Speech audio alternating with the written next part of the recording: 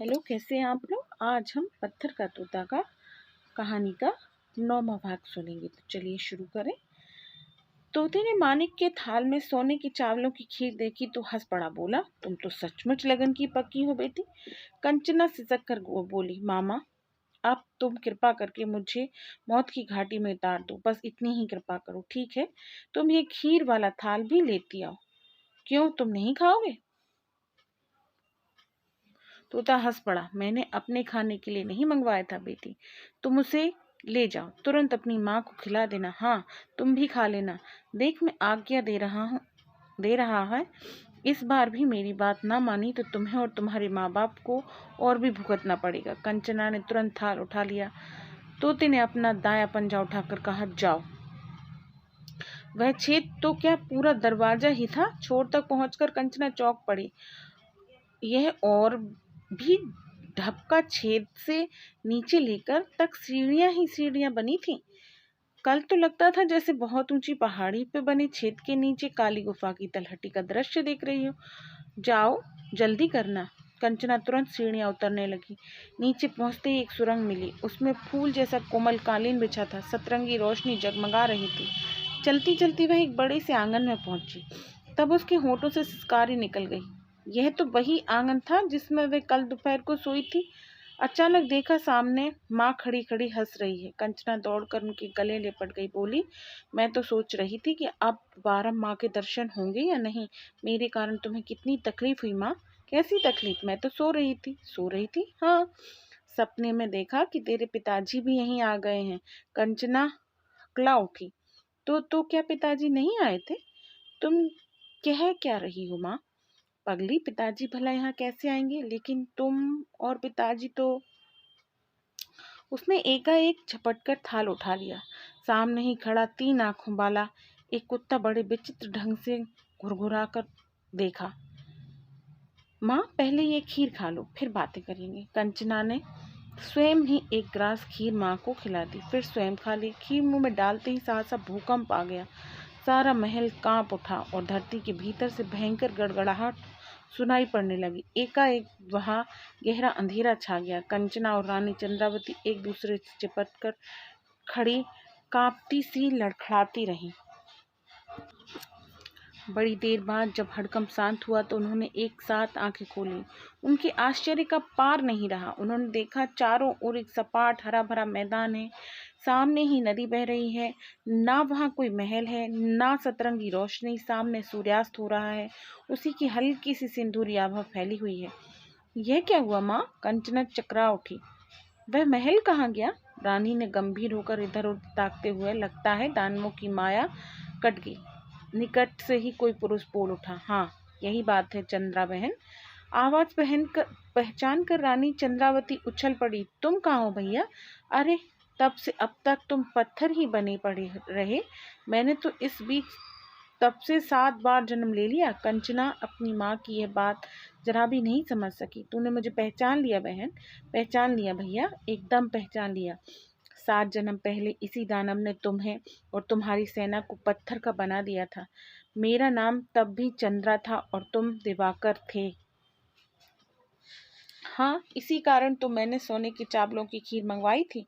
मैं जानता था उसे खाते ही तुम्हें सारे जन्मों की याद आ जाएगी। रानी चंद्रावती का गला भर आया। बोली, मेरे कारण तुम्हें कितनी पीड़ा सहनी पड़ी भैया। मैं अगर यह सतरंगी महल देखकर लालच में ना पड़ी होती तो भला तुम क्यों यहाँ आते और क्यों यह नीच दानव तुम्हें पत्थर बनाता। मेरी जिद के कारण। जाने दो, उत्तर मिला। अब उसे भूल जाओ चंद्रा, और आज सिर पर पड़ी है, उसे निपटने की हिम्मत बांधो। रानी चंद्रा उबास भरकर रह गई। कंचना एकाएक चौंक कर बोली, तुम सामने क्यों नहीं आते हीरामन मामा। इस मैदान में तो उड़कर उतर ही सकते हो। आने को तो मैं कहीं भी आ सकता हूँ बेटी, पर कठिनाई यह है कि तू मुझे पहचानेगी नहीं। और उसी समय एक सुंदर बालक युवक आकर सामने खड़ा हो गया। भैया। रानी चंद्रावती दौड़कर उसके पांव से लिपट गई। कंचना दूर खड़ी उनकी ओर देखती रही। रानी ने कहा, बेटा पास आकर प्रणाम कर, ये ही तेरे मामा दिवाकर हैं। कंचना ने संकोच के साथ दिवाकर को प्रणाम किया और माँ की ओर देखकर बोली, वह हीरामन मामा वही तो हूँ मैं, दिवाकर हंसकर बोला। बात यह है कंचना, सोने के चावलों की वह खीर केवल दानव लोग ही खाते हैं।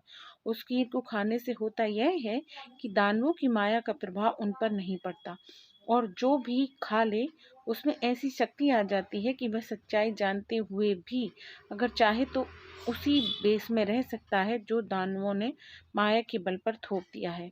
इस डिंभक ने मुझे अपना दास बनाकर रखा है, मैं अभी कुछ और पत्थर का दानव तोता ही बनकर रहूंगा। सो क्यों? रानी ने उदास होकर पूछा।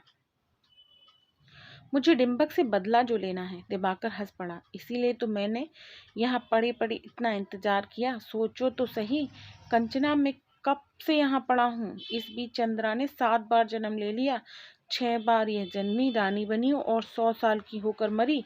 यह इसका 7वां जन्म है। खैर, इस बात को अभी कुल 35 साल की ही हुई है। लेकिन मामा एक बात बताओ, कंचना उचक कर बोली। तुम्हें तो तुम्हारी सेना को इस दानव ने पत्थर बना दिया था, तो माँ कैसे बची रह गई जैसे तू बची कंचना? दुष्ट दिम्भक दानव को उस समय चंद्रा से विवाह करने की सोची, मैंने मना कर दिया तो उसने हम सबको पत्थर का बना दिया। मैंने उस समय एक तोते के पास खड़ा था, दानव को ना जाने क्या सूझी कि उसने मुझे भयानक आकार का तोता बना दिया, लेकिन पत्थर का। तब तब यह हुआ कि एक दिन सारे दानवों की शानदार दावत हो रही थी। वह सोने की खीर परसी गई। किसी बच्चे ने थोड़ी सी खीर उसी तोते को डाली। एक चावल मेरे सामने गिर पड़ा। उसे खाते ही मैं दानवों की माया से छुटकारा पा गया। लेकिन तुरंत ही मुझे पता चला कि यह उत्सव इसलिए मनाया जा रहा है कि रात होते ही डिंभक चंद्रा से विवाह करेगा। मुझे आग लग गई। मैं चुपके से आंगन में पहुंचा। उस समय चंद्रा बेहोश पड़ी थी। मैं चिंता में पड़ गया। मेरी सारी सेना तो पत्थर की पड़ी थी। हजारों दानवों की भीड़ में आखिर चंद्रा को कैसे बचाता? तब आपने क्या किया मामा? दिवाकर की आंखें गीली हो आईं। बोला, तब मैंने ऐसा काम किया बेटी कि सुनकर चंद्रा को भी ठेस लगी। नहीं नहीं, बताओ भैया, तुमने मुझे कैसे बचाया? मुझे तो कुछ याद ही नहीं है।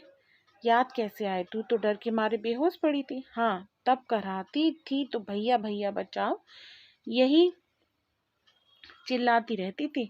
सुनकर मैंने तय किया कि चाहे मुझे कितना भी बड़ा पाप लगे, मैं अपनी बहन को इस नीच दानव के जंगल में नहीं पड़ने दूंगा। और कंचना, मैंने तलवार उठाकर अपने हाथों अपनी दुलारी बहन की गर्दन काट दी और दिवाकर फूट फूट कर रोने लगा। इसके आगे की कहानी अगले भाग में।